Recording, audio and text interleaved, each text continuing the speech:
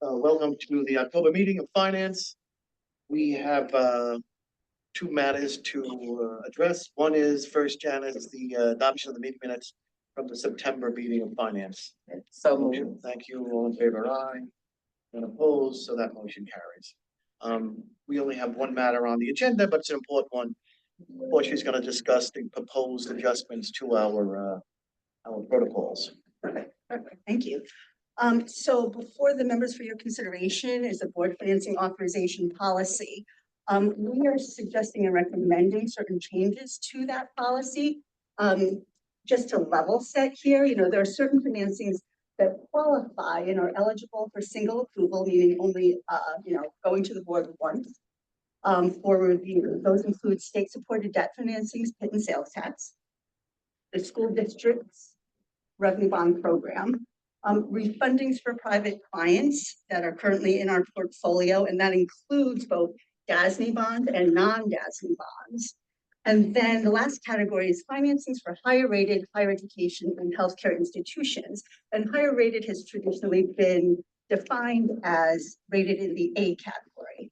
So what we are asking for here is an expansion of that last group of clients to also include higher education and healthcare clients that are currently in our portfolio but are rated in the triple B category. And in addition to that, we're also looking to capture clients that are in our portfolio where their credits are what I would call programmatic in nature. Libraries, BOCES, those kinds of institutions, as well as private placements. So we've discussed this with the board back in February and then again in July. We're coming to the finance committee today in anticipation of going to the full board later this morning to seek approval, first of the finance committee, then of the full board.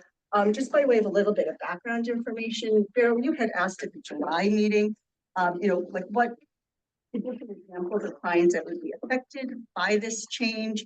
And, those are clients like Yeshiva, Wagner, Pace, New York Institute of Technology. And then just to sort of level set a little bit more just in terms of history for folks, we did these guidelines back in 2013. And at the time, as far as the treatment of private clients was concerned, we had a highly rated threshold and we also had a frequency threshold. And we were looking for clients to come into us twice within a 48-month period. And that basically qualified as frequent. In 2015, we came back and we amended the guidelines to get rid of the frequency. So there was no time limitation for those private clients. In 2018, we came back and amended the guidelines to add the refunding of not just DASNY debt as eligible for single approval, but also non-DASNY debt. So to the extent that one of our clients had bonds that they had issued away from us, but they wanted to come in and refinance those together with some, anything else that they wanted to do, we amended the guidelines to allow for that.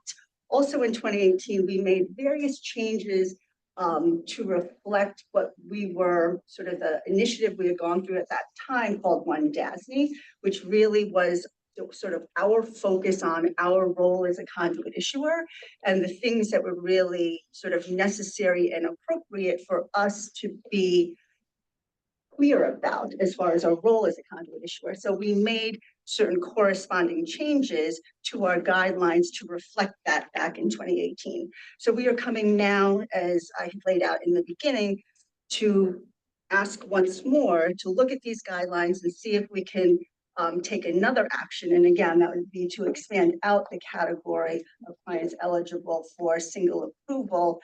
Really, I think based on our history in terms of what we have seen and the success that we have had to date in terms of this policy, and really in our effort to remain competitive and provide client service. So, thank you. I did, maybe just for the record though, Portia, just confirm with Janice and I and whoever else, this is not mandatory. If we decide to, for whatever reason, not totally happy with a single approval, finance, and then the board can sort of do whatever it sort of determines is necessary. Absolutely. It is not a requirement. It's authorization to allow us to do this, but certainly I think from a staff perspective, when we talk to clients, when they first come in, it's always on our mind, is this appropriate for single approval? Are there some sort of circumstances that would lead us to believe that it makes more sense and is really in the client's best interest to go twice? So absolutely, Jerry, absolutely. Thank you for that.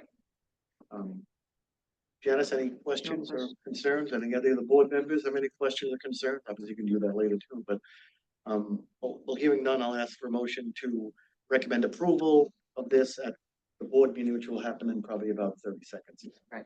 So thank you. I'll second that. All in favor? Yes, thank you very much. That carries. Unless anybody has any questions or concerns, I believe that concludes finance for October. So I'll ask for a motion to adjourn, Janice. Motion to Thank you very adjourn. much. I'll second it. All in favor, aye, none opposed. Thank you.